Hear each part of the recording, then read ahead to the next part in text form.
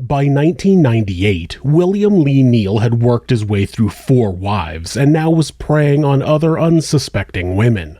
He had a pattern of charming a woman and then weaseling all of her money away from her while promising to repay them after he had access to a fictional trust fund. He had left all of his wives in debt, but his behavior was escalating. He had already scammed and killed one woman, and now Candace Walters sat with her eyes closed, waiting for a surprise that she believed would be money. As she waited, Bill used the axe side of his maul to break her skull, digging into the bone above her left ear. After pulling the blade out of her head, he launched it again at the same spot. Her body crashed to the ground, and when she was mid-fall, he hit her in the neck with the maul. This murder was more than just a means to cover up his fraud. Bill had a true hatred for this woman.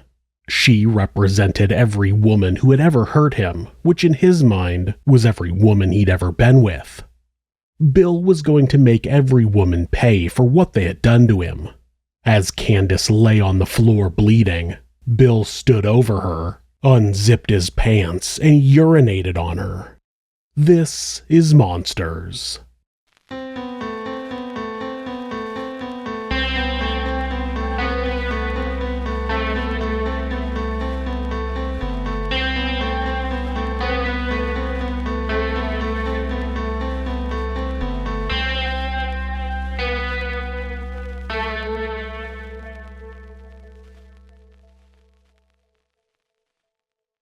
Blood spilled out of Candace's body, and Bill put her head in a plastic bag, then dragged her to the fireplace where he put a blanket over her body.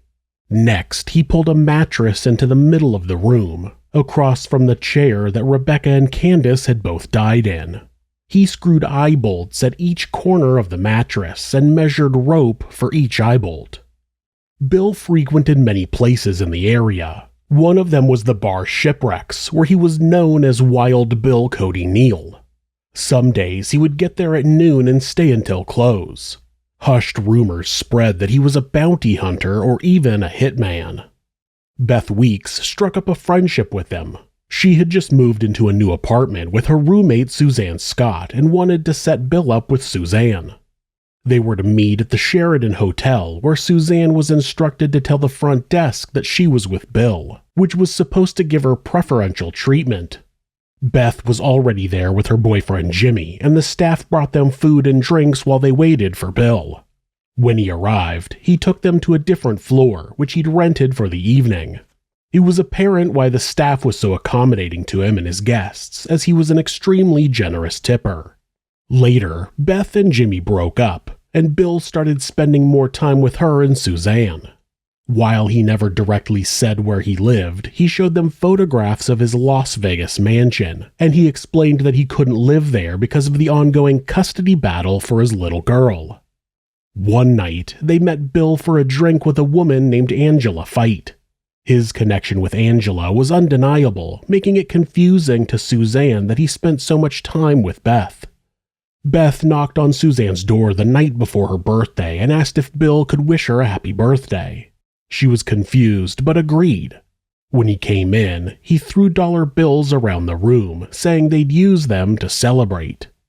Bill eventually offered Suzanne a job at his company, a mortgage business. The money would be substantially more than she was making at the time and would mean she would travel between Colorado and Las Vegas. She was skeptical when he said his lawyers wanted to meet her before she was offered the job, and wasn't comfortable spending so much time alone with Bill in a city where she didn't know anyone. After she said that she could only go for one night, he changed the trip to accommodate her. He swore her to secrecy, telling her she wasn't even allowed to tell Beth. While she didn't divulge the details, she later asked her roommate if they could trust Bill. Beth was sure he wouldn't do anything to hurt either of them. Bill invited them to a night out a few days before the trip. They met him at a nearby pizza place. When he got there, he said he was waiting for his truck to get fixed at the shop. Irritated, he ordered them pizza while they waited for the car. Abruptly, he knelt on one knee and held open a jewelry box with a diamond ring inside. He proposed to Beth, who was giddy and giggled before quickly saying yes. The pair were close, but nowhere near ready for marriage. Despite her excitement at the time, Beth told Suzanne that the whole thing was a joke. He called them a limousine, which took them to a gentleman's club with a restaurant on one side and a dancing bar on the other. As usual, he ordered for himself and the girls and paid for everything in cash. The girls went to the bathroom and he was in the dancing section when they came out. He paid 2 dancers to strip for them, and when they were done, he said it was time to go to the next spot. They went to another bar, getting home at 3 a.m. By the time he'd met them that night, he'd already killed Rebecca Holberton and Candace Walters. Nobody knew they were gone yet, but he used their bank cards to withdraw the funding for their night out. On the night of July 5th, he came to pick up Suzanne. They were running early, so they stopped to get a drink. Before they left, Bill wanted to show Suzanne a surprise he had gotten for Beth. He claimed it was a house. He wanted her to help him rehearse the unveiling, so they left the bar and he drove her to the townhouse. As he opened the garage door, he explained that he needed to blindfold her and duct tape her mouth in the same way that he intended to do for Beth. It creeped her out, but she knew how excited Beth would be to have her own home. Now that she couldn't see or speak, he took her arm and guided her inside. The house must have been in the process of being remodeled as she was walking on plywood. After a few steps, he had her sit, but the chair was much lower than she realized. In fact, it wasn't a chair at all. It was a mattress. That was when she knew that something was very wrong. Bill made her lie down, and full of fear she obeyed but couldn't stop the tears. He tied her wrists and ankles to the bolts he had placed at each of the mattress's corners. He shouted at her to shut up, telling her that she didn't want to see him get mean. He opened the buttons of her blouse and put something made of cold metal against the skin on her chest. It was a knife that he used to cut off her bra with one swift stroke. He then moved lower down her body to do the same thing with her underwear. After quickly ripping the tape off of her mouth, he asked if she wanted to die, to which she said no. He commanded that she stop crying and listen to him. Then came the question, had she ever seen a human skull? Of course, she hadn't, and she would never want to, but that didn't matter. He took off her blindfold and left the room. When he returned, he was gently carrying something wrapped in paper. He removed the paper and revealed a piece of skull with strands of hair attached to it. He placed it on her bare stomach and crouched at her side to watch her reaction. Then he threw it across the room. Suzanne was at a low angle, but when she lifted her head, she saw 2 large objects on the sides of the fireplace. One was covered by a blanket, and the other was in black plastic.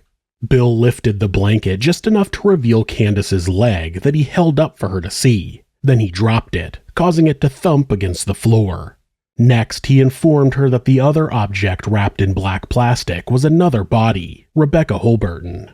Confident that she would not leave the house alive, she lay there while he covered her mouth again. He said he needed to get someone else.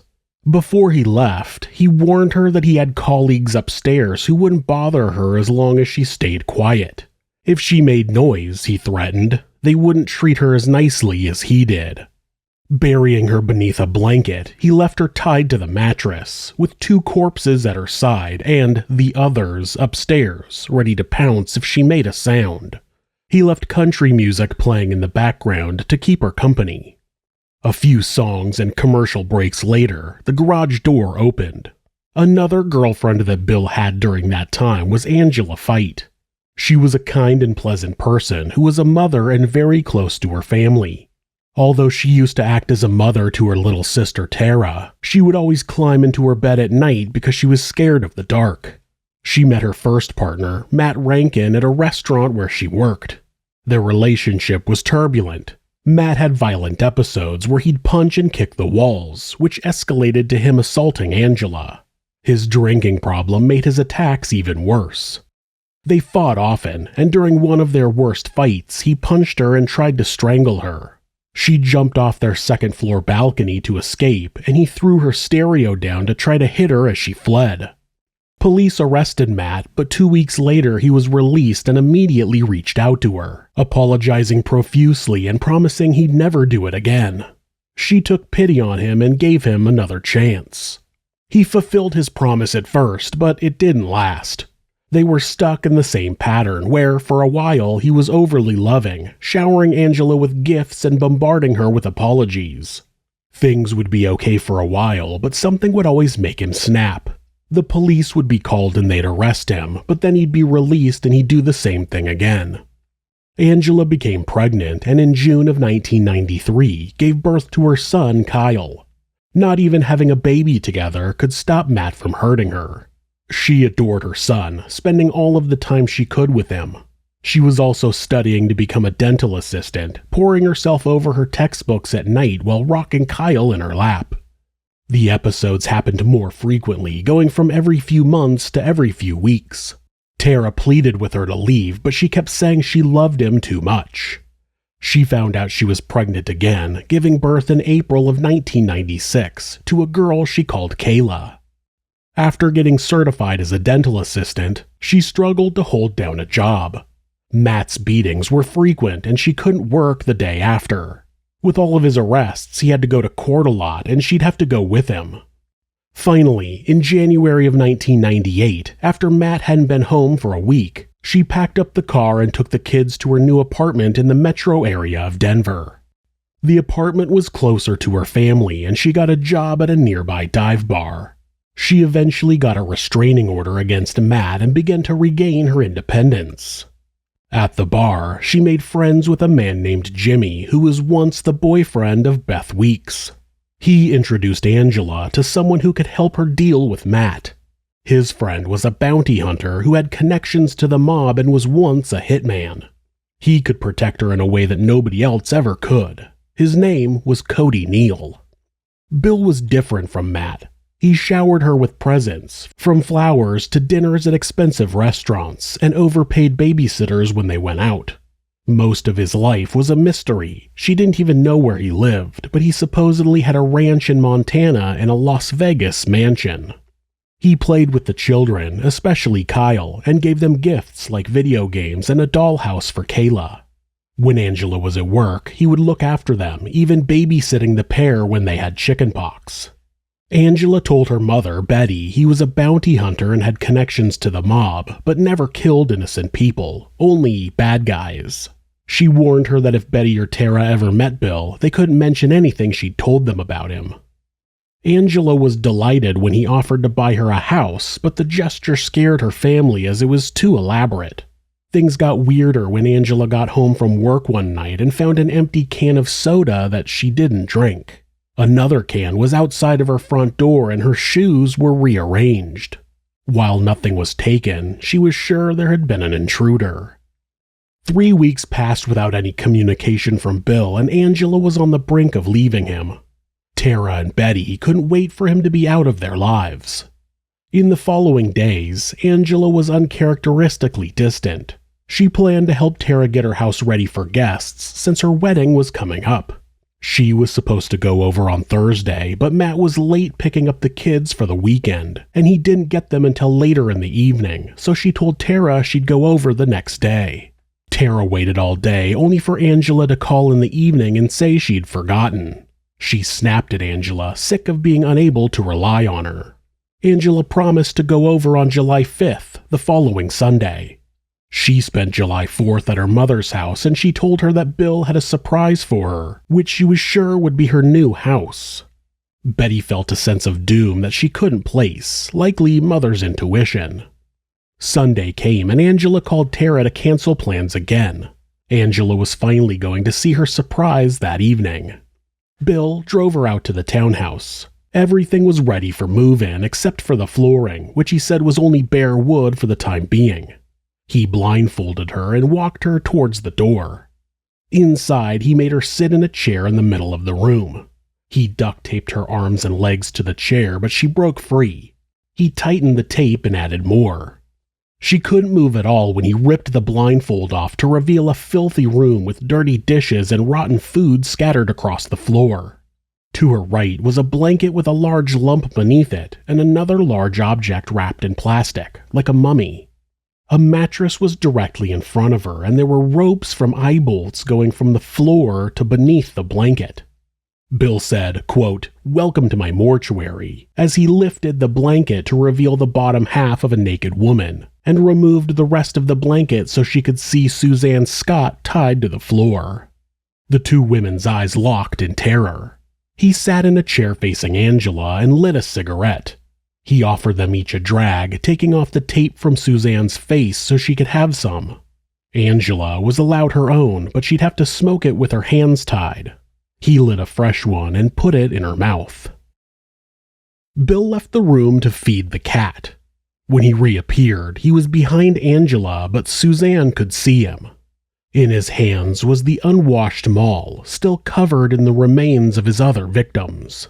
He raised it and smashed it against Angela's skull. Her body went limp and fell to the side, but she was so tightly taped to the chair that she didn't hit the ground. Suzanne had to watch while he continued to strike Angela. And then it was over. Bill put the maul away. Angela's still burning cigarette was on the ground, which he picked up and finished smoking while he sat in his chair. Blood loudly gushed out of Angela's body, pouring like water. As a favor to Suzanne, he put a blanket under his victim and over her head to stop the noise. He put on the television and lit another cigarette, telling Suzanne that Angela was talking about things she shouldn't have been. Bill began to undress, removing his pants and underwear. He lay beside her on the mattress, untying one hand so she could touch him. After untying her feet and other hand, Bill pointed a gun at her. He stood behind Angela's body, still sitting on the chair thanks to the duct tape. He forced Suzanne to kneel before her body. He raped her and then tied her back to the floor. They watched more television, but he interjected to defend himself. His victims betrayed him, even though he warned them not to tell his secrets. They couldn't be trusted to stay quiet, especially not Angela, and he had no choice but to kill them. Suzanne's survival instincts kicked in, and she knew she had to play along with his delusions. She agreed that it was his right to kill Angela if he couldn't trust her. A smile crossed his face. Although Bill repulsed her, she requested that he join her on the mattress and hold her hand. She would know where he was as long as they held hands, which served her well as she was forced to lie there all night. When morning came, Bill untied her, letting her go to the bathroom and finally put on some clothes. They stopped for food and a drink at a bar. The bartender noticed that Suzanne barely ate and seemed really young. She checked to see if they were okay, to which they responded that they'd had a long night. After eating, they went shopping for a tape recorder, a movie from the video store, and some cigarettes. Bill drove back to the townhouse, but Suzanne begged him to let her stay in the car. He decided they would go to her apartment instead. Beth Weeks, her roommate, came home to find them watching a movie. He led them both to the kitchen and instructed Suzanne to tell Beth everything he did to her. She could barely get the words out and was so distressed that Bill took over. Beth listened as he divulged his gruesome killings. She screamed and he grabbed his gun and held it to her forehead, asking her if she wanted to die. Then he took his new tape recorder and sat at the kitchen table to record his confession. When he was done, he let Suzanne go to her room, where she laid in her bed and hid. He didn't leave until the morning and threatened to kill many more people if the women went to the police. Suzanne put her clothes from the townhouse in a plastic bag in her closet, which she knew could be used for evidence if Bill killed her. The pair didn't dare leave the apartment and spent the day trying to devise a plan. Eventually, Bill returned. He was contemplating suicide and made a call to David Grund, who he said was his friend as well as a newscaster. David didn't answer, so he left a voice message telling him that he had a story that he wouldn't want to miss. He told the girls that they could invite a male friend over if that would make them more comfortable. They called David Kane, but couldn't tell him what he was about to walk into. When he entered the apartment, Bill was bearing his gun, telling him it was his choice to stay with the women or leave. He stayed. Then Bill played the tape for David. At midnight, Bill decided that they should all go out to a strip club. They stayed until close, and he kept buying them drinks, wanting them to have a good time. In the morning, he called David Grund again, who didn't believe him. Bill put Suzanne on the phone to confirm the story. He said those 3 were just the beginning, and he had a list of at least 30 people he planned to kill. When Bill hung up the phone, he told his 3 hostages it was time for him to leave. He was either going to go back to the townhouse or find a secluded spot where he'd kill himself. If they followed his instructions, then he'd spare their lives. Suzanne had to call 911 and tell the police exactly what had happened. They would sit outside and wait for the police, and Betty would give them her pager when they arrived and let them know when to call him. When the police arrived, Suzanne and Betty were so traumatized that they could barely talk to them. Once officers deciphered the grave situation, they called the Jefferson County Sheriff's Office to report a homicide where 3 victims were killed. 1 victim witnessed the scene and was raped repeatedly, and the suspect was still at large. While the police were learning about the killer, they received a welfare check for Rebecca Holberton. She never turned up at her new job, which she was supposed to start the Monday after she was killed. There was no sign of her on Tuesday or Wednesday either. Her co-workers knew something was wrong. Deputy Michael Burgess was sent to her house. A welfare check was routine and probably wouldn't take long. He rang the doorbell and knocked, but nobody answered. Her windows were covered in paper as though she was painting. He climbed over the backyard fence where he found a door that was unlocked. As he opened the door slightly, he called inside, but there was no response. He pushed it open a bit farther and went inside. In the poorly lit room that Bill referred to as his mortuary were 2 decomposing bodies next to the fireplace, and another one duct-taped to a chair. The deputy went outside and called for backup. Authorities arrived on scene quickly, and Suzanne and Beth were taken in for interviews. It was a delicate operation when they finally paged Bill. Either he would make a full confession and surrender, or he'd go on a killing spree. He returned the page from his cell phone and gave an hour-long monologue to Jefferson County Sheriff's investigator Cheryl Zimmerman. After rambling for a few minutes, he requested a public defender. An attorney would have told him to stop speaking to investigators, and police couldn't risk that. Deputy District Attorney Mark Potler handed Zimmerman a note while she was talking to Bill, instructing her to let him know that a public defender would be available soon. Zimmerman passed the phone to the DA, who warned Bill of the severity of the case. Bill was not perturbed. In fact, he was almost flattered and told Bill Potler that he would be one of the most dangerous people they'd ever encountered. Authorities planned to meet Bill in the parking lot of a department store. Within seconds of Bill pulling up in Rebecca's car, the SWAT team had him cornered, forcing him to the ground at gunpoint.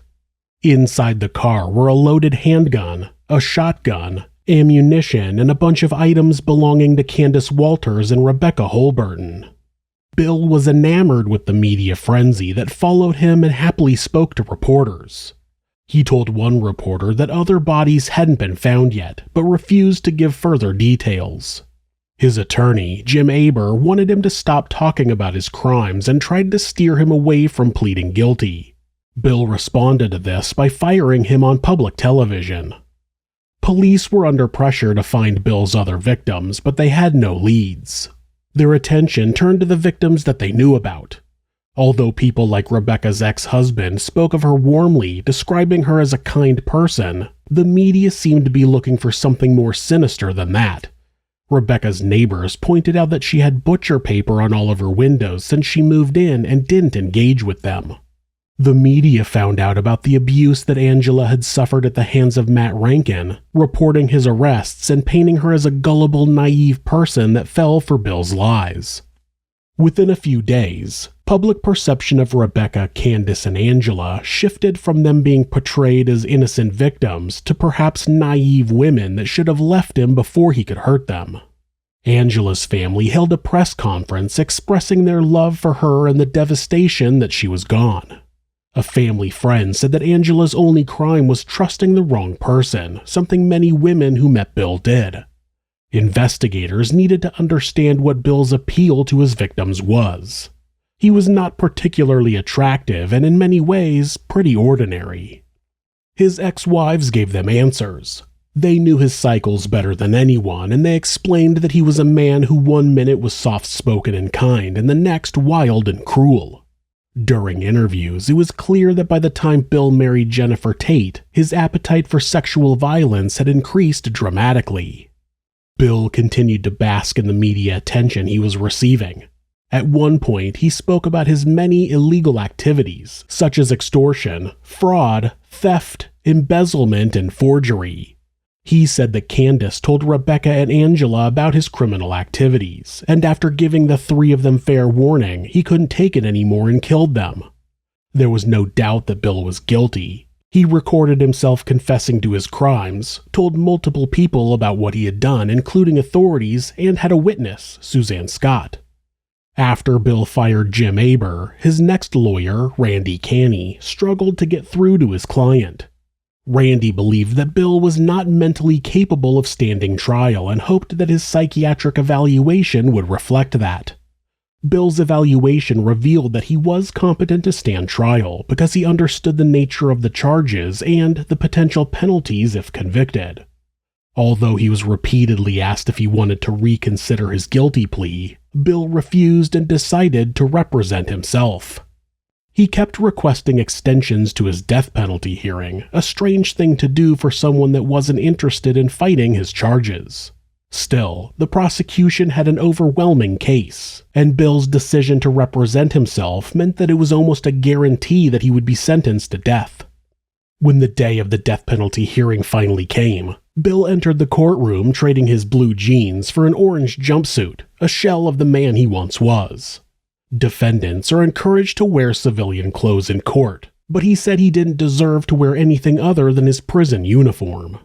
The shine of his golden wedding band caught the room's attention. He'd married his wealthy girlfriend Julia, which was likely a strategic decision since being her husband meant he had access to her money.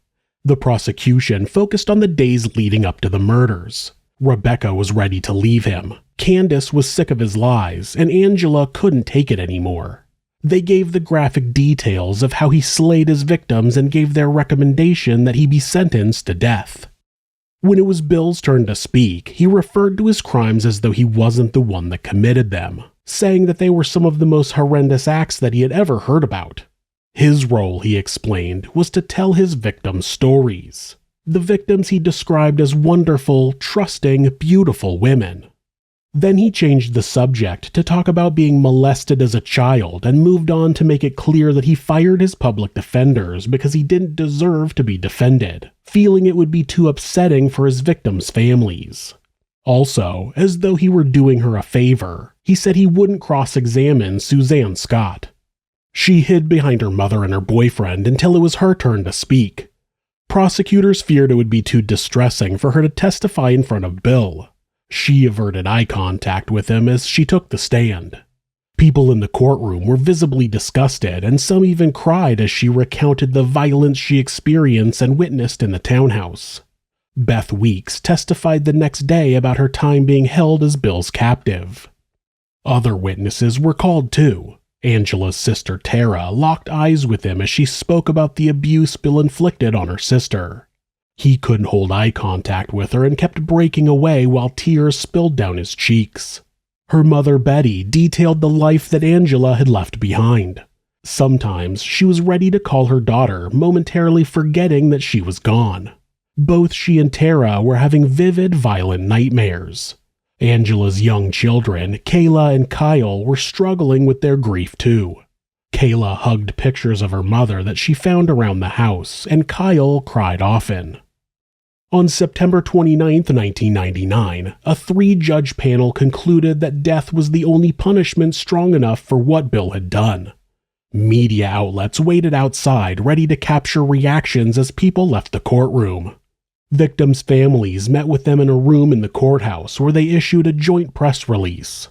They admonished somebody like Jim Aber for being there to oppose the death penalty and thanked the prosecutors and all the investigators.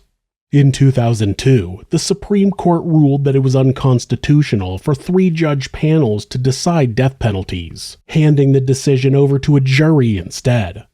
As a result, the state of Colorado revoked Bill's death sentence in 2003 and gave him 3 consecutive life sentences instead. Karen Wilson made it her mission to speak on behalf of Rebecca, Candace, and Angela. Bill used the best things about them, their kindness, compassion, and trusting natures, against them. William Neal tried to contest the stories that were written about him but was unsuccessful. The ability to steer the narrative was crucial for him, and while the story didn't end after he was sentenced, his control over it did. Once he went to prison, everyone would know that he was a complete and utter monster. If you're the victim of domestic abuse, please reach out to someone for help. Please talk to your local shelter, or call the National Domestic Abuse Hotline at 1-800-799-SAFE. That's 1-800-799-7233. Or you can go to thehotline.org to chat with someone online. This website is set up so that at any time, hitting the escape key twice will take you to a Google search page. That way, if your abuser is nearby, you won't get caught seeking help. If you're having feelings of harming yourself or someone else, or even just need someone to talk to, please contact your local mental health facility, call 911, or call the National Suicide Prevention Hotline by simply dialing 988 in the United States. They're available 24 hours a day, 7 days a week, and will talk to you about any mental health issue you may be facing. Thanks so much for letting me tell you this story. If you enjoyed it, subscribe on whatever platform you're on, hit like, rate us, or leave us a comment. You can also check out our other show, Somewhere Sinister, on YouTube or anywhere that you listen to podcasts. If you'd like to support the show, check out our new merch at Teespring. The link is in the description. Thanks again, and be safe.